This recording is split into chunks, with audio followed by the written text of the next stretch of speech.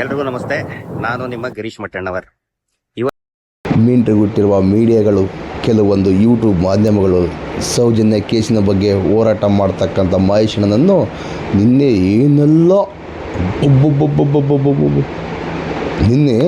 ಏನೆಲ್ಲ ಪ್ರಚಾರ ತಗೊಂಡ್ಬಿಟ್ರೆ ಗೊತ್ತಾ?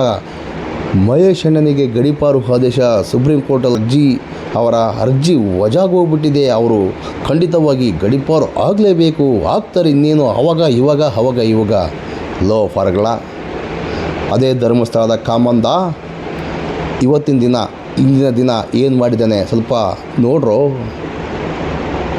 COD ತನಿಖೆ ಅಧಿಕಾರಿಗಳನ್ನು ಬಳಸ್ಕೊಂಡಿದ್ದಾನೆ, ಕೇಂದ್ರ ಸರ್ಕಾರದ CBI ಅಧಿಕಾರಿಗಳನ್ನು ಬಳಸ್ಕೊಂಡು ಈ ಕೇಸನ್ನು ಹೇಗಾದರೂ ಮಾಡಿ ಮುಚ್ಚಾಕಬೇಕಂತೇಳಿ. ಬಜೆಟ್ ಇಲ್ಲ ನಮ್ಮ ಹತ್ರ, ಸಿಬ್ಬಂದಿ ವರ್ಗ ಇಲ್ಲ, ಸೌಜನ್ಯ ಪ್ರಕರಣವನ್ನು ತನಿಖೆ ಮಾಡಲು ಯಾರೂ ಇಲ್ಲ, ಎಲ್ಲ ಸತ್ತೋಗಿದ್ದಾರೆ ಅಥವಾ ಬೇರೆ ಏನೋ ಆಗಿದ್ದಾರೆ ಅಂತೇಳಿ ಬಿಂಬಿಸ್ತಾ ಇದ್ದಾನಲ್ಲ. ಇದ್ರ ಬಗ್ಗೆ ಪ್ರಸಾರ ಮಾಡಿರೋ ಲೋಫರ್ಗಳ ಯೋಗ್ಯತೆ ನಿಮಗೆ ದಮ್ಮು ತಾಕತ್ತಿದೆಯಾ? ಇನ್ನು ಪ್ರಸಾರ ಮಾಡಿ. ಸುಮ್ಮನೆ ಸುಳ್ಳು ಸುದ್ದಿಯನ್ನು ಯಾಕೆ ಹಬ್ಬಿಸ್ತೀರಿ? ಅಯ್ಯೋ ಅಡಿಬಿಟ್ಟಿಗಳ. ಅಯ್ಯೋ ಏನಪ್ಪ ಲೋಫರ್, ನಕಲಿ ದೇವಮಾನವ, ಏನಪ್ಪ ನಿನ್ನ ಲೀಲೆ? ಸುಪ್ರೀಂ ಕೋರ್ಟಲ್ಲಿ ಮರು ತನಿಖೆಗೆ ಬರುತ್ತಂತೇಳಿ ಅಧಿಕಾರಿಗಳನ್ನು, ತನಿಖೆ ಸಂಸ್ಥೆಗಳನ್ನು ಕೊಂಡ್ಕೊಂಡು ಬಿದ್ದೀಯಲ್ಲಪ್ಪ. ಅಧಿಕಾರಿಗಳನ್ನು ಮತ್ತು ತನಿಖೆ ಮಾಡುವಂಥ ಸಂಸ್ಥೆಗಳನ್ನು ದಿಕ್ಕು ತಪ್ಪಿಸ್ಬಿಟ್ಟಿಯಲ್ಲಪ್ಪ. ಲೋಫರ್ ಕಾಮಂದ. ಬ್ಯಾರ್ಯಾರ ಪಾಲಿಗೆ ಏನೇನೋ ಅಂದ, ನಮ್ಮ ಪಾಲಿಗೆ ನೀನು ಕಾಮಂದ. ನಿನಗೆ ಶಿಕ್ಷೆ ಆಗುವುದಂತೂ ಗ್ಯಾರಂಟಿ, ನೀನು ವಿದೇಶಕ್ಕೆ ಹೋಗ್ತಕ್ಕಂಥದ್ದು ಗ್ಯಾರಂಟಿ. ಅಕ್ರಮ ಮೀಟ್ರ್ ಬಡ್ಡಿ ದಂಧೆ ಕೋರ ಲೋಫರ್, ಅಕ್ರಮ ಭೂ ಕಬಳಿಕೆ ಕೋರ ಸಮೇತ ನೀನು, ದಲಿತರ ಮೇಲೆ ದೌರ್ಜನ್ಯ ಎಸಗಿದಂಥ ಲೋಫರ್ ನೀನು. ನಿನಗೆ ಶಿಕ್ಷೆ ಆಗಲೇಬೇಕು. ನ್ಯಾಯದ ಕೈಯಿಂದ ತಪ್ಪಿಸ್ಕೋಬೋದು, ನ್ಯಾಯದ ದೇವತೆಯಿಂದ ನೀನು ತಪ್ಪಿಸ್ಕೋಬೋದು. ಕಾನೂನನ್ನು ಬಳಸ್ಕೊಂಡು, ಕಾನೂನನ್ನು ದುರ್ಬಳಕೆ ಮಾಡಿಕೊಂಡು ನೀನು ತಪ್ಪಿಸ್ಕೋಬೋದು. ಆದರೆ ದೇವರ ಕೈಯಿಂದ ನೀನು ತಪ್ಪಿಸ್ಕೊಳ್ಳೋಕ್ಕೆ ಸಾಧ್ಯವೇ ಇಲ್ಲ. ಯಾಕಂದರೆ ಇಲ್ಲಿ ದಲಿತರ ಶಾಪ ಇದೆ, ನಿನಗೆ ಹೆಣ್ಮಕ್ಳ ಶಾಪ ಇದೆ, ಬೇಜಾನ್ ಆತ್ಮಗಳ ಶಾಪ. ಯಾರ್ದಾದ್ರೂ ಒಬ್ರದ್ದು ಇಬ್ಬರದಾದ್ರೂ ತಟ್ಟಲ್ವಾ? ಧರ್ಮಸ್ಥಳದ ಕಾಮಂದ, ಮುಂದಿನ ದಿನಗಳಲ್ಲಿ ನಿನ್ನ ಸಾಮ್ರಾಜ್ಯ ನಾಶ ಆಗ್ತಕ್ಕಂಥದ್ದು ನಾನು ಬದುಕಿದ್ರೆ ನೋಡ್ತೀನಿ, ಇಲ್ಲಾಂದರೆ ನನ್ನ ಮಕ್ಕಳು ಮೊಮ್ಮಕ್ಕಳು ಯಾರಾದರೂ ನೋಡ್ತಾರೆ. ನೀನೇನಾದರೂ ಕರೆಕ್ಟ್ ಇದ್ದರೆ, ನೀನು ಒಬ್ಬ ಬೇಡ ಬಿಡಿ, ಅಷ್ಟೊಂದು ದೊಡ್ಡ ಮಾತು ಬೇಡ.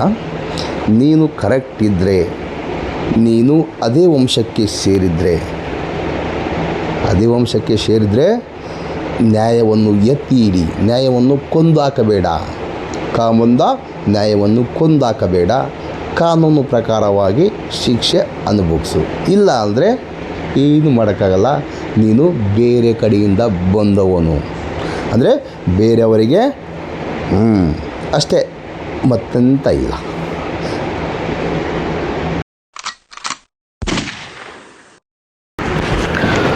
ನಮಸ್ಕಾರ ಸ್ನೇಹಿತರೆ, ವೆಲ್ಕಮ್ ಟು ಮೈ ಯೂಟ್ಯೂಬ್ ಚಾನಲ್ಗೆ ಸುಸ್ವಾಗತ. ಎಲ್ಲ ಸೌಜನ್ಯ ಹೋರಾಟಗಾರರಿಗೂ, ಸತ್ಯದ ಪರ ಇರತಕ್ಕಂಥ ಎಲ್ಲ ಹೋರಾಟಗಾರರಿಗೂ ಆರ್ಥಿಕವಾದ ಸ್ವಾಗತ. ನೋಡಿ ಸ್ನೇಹಿತರೆ, ಇವತ್ತು ಸುಪ್ರೀಂ ಕೋರ್ಟಲ್ಲಿ ಧರ್ಮಸ್ಥಳದ ಸೌಜನ್ಯ ಪ್ರಕರಣಕ್ಕೆ ಏನು ಅವರಮ್ಮ ಕುಸುಮಾವತಿ ಅರ್ಜಿ ಸಲ್ಲಿಸಿದ್ರಲ್ಲ ಮರು ತನಿಖೆಗೆ, ಅದ್ರ ಬಗ್ಗೆ ಇವತ್ತಿನ ದಿನ 14/7/2026 ಇವತ್ತೊಂದು ಕೋರ್ಟ್ ಇತ್ತು. ಅದನ್ನ ಮುಂದೂಡಲಾಗಿದೆ, ತಾಂತ್ರಿಕ ದೋಷಗಳಿಂದಂತೇಳಿ ಮುಂದೂಡಲಾಗಿದೆ. ಮುಂದಿನ 21/7/2026 ವಿಚಾರಣೆಗೆ ಬರಲಿದೆ. ನೋಡಿ ಸ್ನೇಹಿತರೆ, ಸೌಜನ್ಯ ಮನೆಗೆ ಬಂದಂತಹ BJP ನಾಯಕರು, ಯಡಿಯೂರಪ್ಪ ಮಗ, ನಾನು ಸೌಜನ್ಯ ಕೇಸಿಗೆ ಲಾಯರ್ನ ಒದಗಿಸ್ನೋ, ದುಡ್ಡು ಕೊಡ್ತನೋ, ಹಂಗೆ ಕೊಡ್ತನೋ, ಹಂಗೆ ಮಾಡ್ತನೋ, ಸಹಕಾರ ಮಾಡ್ತೀವಿ ಹಂಗಂತೆಲ್ಲ ಹೇಳಿ ಇವತ್ತಿನ ದಿನ ಅದೇ BJP ಸರ್ಕಾರದ ಕೈಯಲ್ಲಿರುವಂತಹ CBI ಮತ್ತು ಕರ್ನಾಟಕದ COD ಇವರೆಲ್ಲ ಒಂದು ಅಪೋಸಿಟ್ ಡೈರೆಕ್ಷನಲ್ಲಿ ಹೋಗ್ತಾ ಇದ್ದಾರೆ. ಸೌಜನ್ಯ ಪ್ರಕರಣವನ್ನು ತನಿಖೆ ಮಾಡುವುದೇ ಬೇಡ ಅಂದರೆ ಯಾರನ್ನು ಇವರು ರಕ್ಷಣೆ ಮಾಡಲು ಹೊರಟಿದ್ದಾರೆ? ಅವ್ರ ಪ್ರಕಾರವಾಗಿ ಸಂತೋಷ್ ರಾವ್ ಅಲ್ವಾ? ಸೌಜನ್ಯ ಪ್ರಕರಣದಲ್ಲಿ ಸಂತೋಷ್ ರಾವನ್ನು ಫಿಟ್ ಮಾಡಿದ್ರಲ್ಲ, ಮತ್ತು ಅವರಲ್ವಾ? ಯಾಕೆ ತನಿಖೆ ಕೊಡ್ತಾ ಇಲ್ಲ? ಮರು ತನಿಖೆ ಯಾಕೆ ಕೊಡ್ತಾ ಇಲ್ಲ? ನೋಡಿ, ನೋಡಿ ಸ್ನೇಹಿತರೆ, ಮರು ತನಿಖೆ ಮಾಡಬೇಕಲ್ವಾ, ಸ್ಟಾಪ್ ಇಲ್ಲಂತೆ. ಹೆಂಗೆ ನಂಬಕ್ಕೆ ಹೇಳ್ರಿ, ಇಷ್ಟಕ್ಕೊಂದು ಸುಳ್ಳುಗಳ? ಸ್ಟಾಪೇ ಇಲ್ಲಂತ ರೀ. ಆದರೆ ತನಿಖೆ ಮಾಡುವಂಥ ಅಧಿಕಾರಿಗಳು ಯಾರೂ ಇಲ್ಲಂತೆ. ಸೌಜನ್ಯ ಪ್ರಕರಣವನ್ನು ತನಿಖೆ ಮಾಡುವಂಥ ಅಧಿಕಾರಿಗಳು ಇಲ್ಲಂತೆ, ಶಾರ್ಟೇಜ್ ಇದ್ದಾರಂತೆ. ಸುಳ್ಳು ನೆಪಗಳನ್ನು ಕೋರ್ಟ್ ನಂಬುತ್ತಾ? ಸುಪ್ರೀಂ ಕೋರ್ಟ್ ನಂಬುತ್ತಾ? ಬಜೆಟ್ ಕೂಡ ಇಲ್ಲಂತೆ.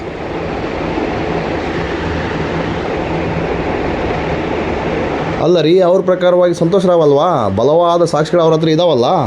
ಕೇಸಲ್ಲಿ ಸಂತೋಷ್ ರಾವ್ ಅವನ ಮೇಲೆ ಬಲವಾದ ಅನುಮಾನವಿದೆ, ಸಾಕ್ಷಿಗಳಿದ್ದಾವೆ ಅಂತೇಳಿ ಪುಂಗ್ತಾ ಇದ್ರಲ್ಲ. ಪುಂಗಿದಾಸ, ವಸಂತ್ ಗಿಳಿಯಾರು, ಚಕ್ರವರ್ತಿ, ನಿಮಗೇನು ಗೊತ್ತು? ಸೌಜನ್ಯ ಪ್ರಕರಣದ ಬಗ್ಗೆ ನಿಮ್ಗೇನು ಗೊತ್ತು? ನಮಗೆಲ್ಲ ಗೊತ್ತು, ನಾವೆಲ್ಲ ನೋಡಿಬಿಟ್ಟಿದ್ದೀವಿ ಅಂತೇಳಿ ಚಕ್ರವರ್ತಿ ಹೇಳ್ತಾ ಇದ್ರಲ್ಲ. ತನಿಖೆ ಮಾಡಲಿ ಬಿಡಿ ಸಾರ್, ತನಿಖೆ ಮಾಡಲಿ ಬಿಡಿ. ತನಿಖೆ ಮಾಡೋದಕ್ಕೆ ಅವಕಾಶ ಮಾಡಿಕೊಡಿ. ತನಿಖೆಗೆ ಸಿಬ್ಬಂದಿ ಇಲ್ಲಂತೆ.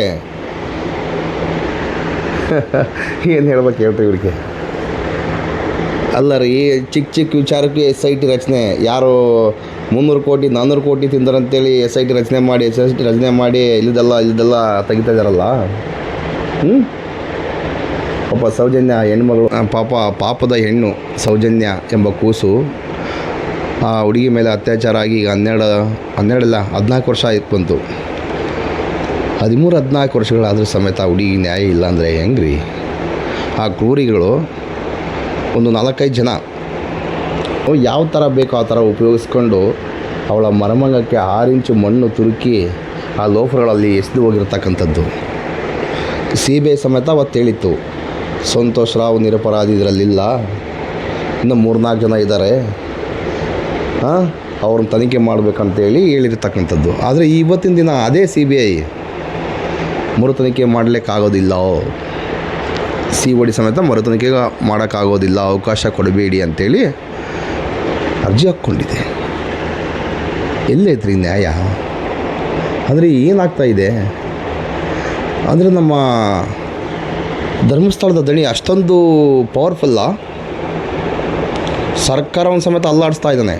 ಕೇಂದ್ರ ಸರ್ಕಾರವನ್ನು ಅಲ್ಲಾಡಿಸ್ತಾ ಇರೋದು ಮೇಲ್ನೋಟಕ್ಕೆ ಕಾಣ್ತಾ ಇದೆ. ಇನ್ನು ನಮ್ಮ ರಾಜ್ಯ ಸರ್ಕಾರ ಬಿಡಿ ಹೋಗಲಿ, ನಮ್ಮ ರಾಜ್ಯ ಸರ್ಕಾರವನ್ನು ಜೋಬಲ್ಲಿ ಹಾಕ್ಕೊಂಡ್ಬಿಟ್ಟಿದ್ದಾನೆ.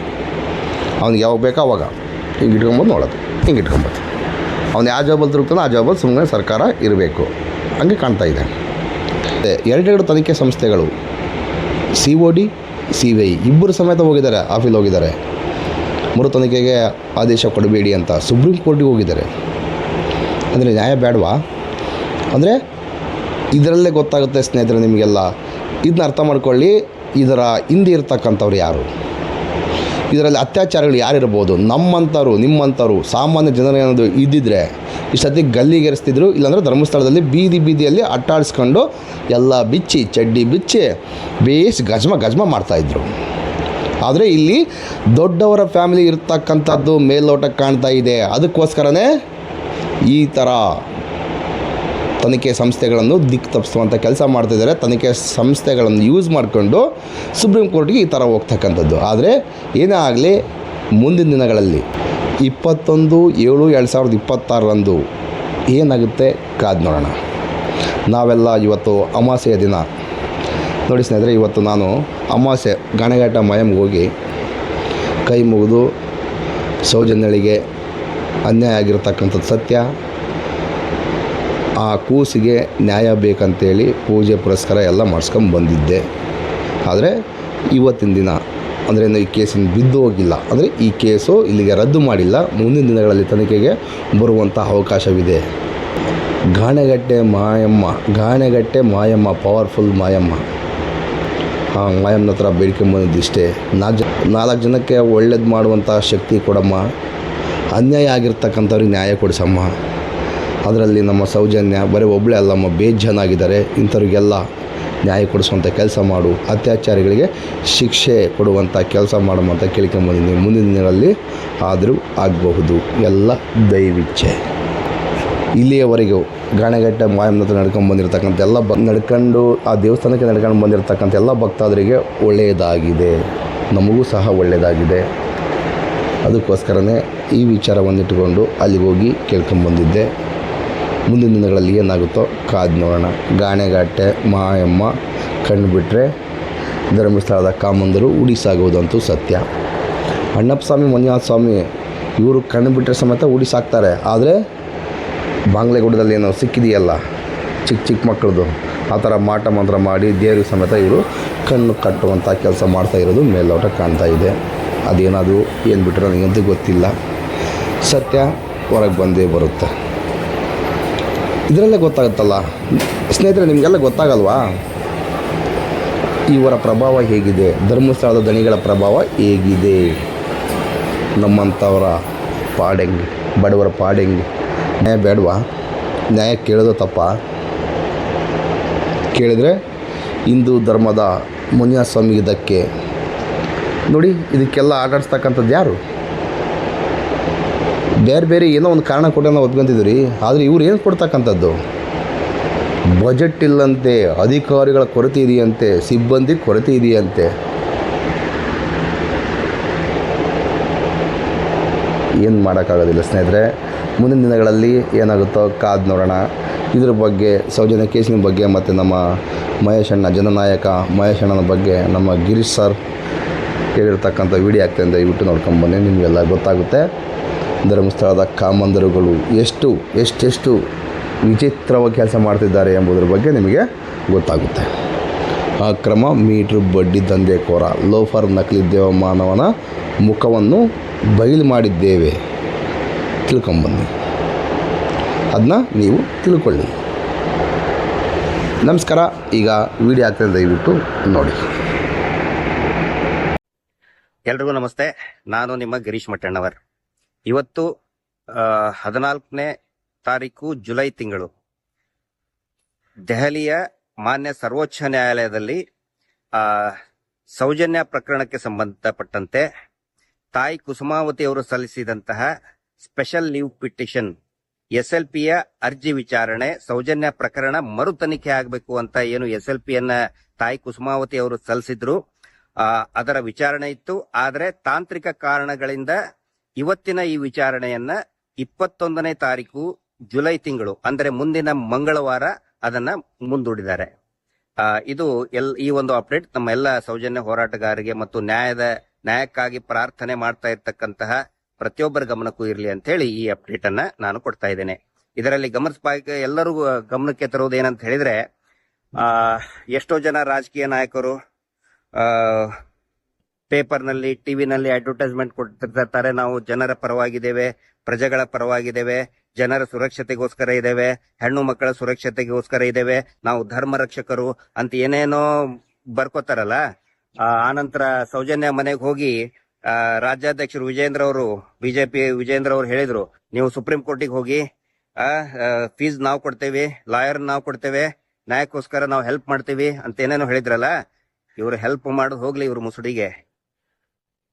CBIನವರು ಈ ಮರು ತನಿಖೆನೇ ಆಗಬಾರದು ಅಂತ ಅರ್ಜಿ ಹಾಕಿದ್ದಾರೆ. ರಾಜ್ಯ ಸರ್ಕಾರದ CID ಕೂಡ ಮರು ತನಿಖೆ ಆಗಬಾರದು ಅಂತೇಳಿ ಸುಳ್ಳು ಪ್ರಮಾಣ ಪತ್ರ, ಸುಳ್ಳು ಅಂಶಗಳನ್ನ ಹೇಳಿ ಕೌಂಟರ್ ಅಫಿಡವಿಟ್ ಅನ್ನ ಕೊಟ್ಟಿದ್ದಾರೆ. ಇದು ಯಾಕೆ ಕೊಟ್ಟಿದ್ದಾರೆ ಅದು ಜನಸಾಮಾನ್ಯರ ವಿವೇಚನೆಗೆ ನಾನು ಬಿಡ್ತೇನೆ. ಯಾಕಂತ ಹೇಳಿದ್ರೆ ಮರು ತನಿಖೆ ಆಗಬಾರದು ಅಂತ ಹೇಳಿ ಯಾರು ನಿಜವಾದ ಆರೋಪಿತರು 3 ಜನ ಇದ್ರು, ಅದು ಅವರ ಆಶಯ ಆಗಿತ್ತು. ಇದು ನಾನು ಹೇಳ್ತಾ ಇರೋದಲ್ಲ, ಸ್ವತಃ CBIನೇ ಹೇಳಿತ್ತು. ತನಿಖೆ ಮಾಡುವಂತ ಸಂದರ್ಭದಲ್ಲಿ ಇದರಲ್ಲಿ ಸಂತೋಷ್ ರಾವ್ ಇಲ್ಲ, ಇನ್ನೂ 3-4 ಜನ ಇದ್ದಾರೆ, ಅವರ ತನಿಖೆಗೆ ಅವಕಾಶ ಮಾಡಿಕೊಡಿ ಅಂತೇಳಿ ಸ್ವತಃ CBIನೇ ವಿಶೇಷ ನ್ಯಾಯಾಲಯಕ್ಕೆ ಹೇಳಿತ್ತು. ವಿಶೇಷ ನ್ಯಾಯಾಲಯನೂ ಕೂಡ ಅದನ್ನ ಆದೇಶ ಮಾಡಿತ್ತು. ಆದರೆ ಅದನ್ನ ಪ್ರಶ್ನಿಸಿ ನಿಜವಾದ ಆರೋಪಿತರು ಯಾರಿದ್ದಾರೆ ಅದರಲ್ಲಿ ಉಲ್ಲೇಖ ಮಾಡಿದ್ದು, CBI ಅವರು ಉಲ್ಲೇಖ ಮಾಡಿದ್ದು ಉದಯ್ ಜೈನ್, ಮಲ್ಲಿಕ್ ಜೈನ್, ಧೀರಜ್ ಕೆಲ್ಲಾ 3 ಜನರ ಹೆಸರನ್ನ ಉಲ್ಲೇಖ ಮಾಡಿತ್ತು.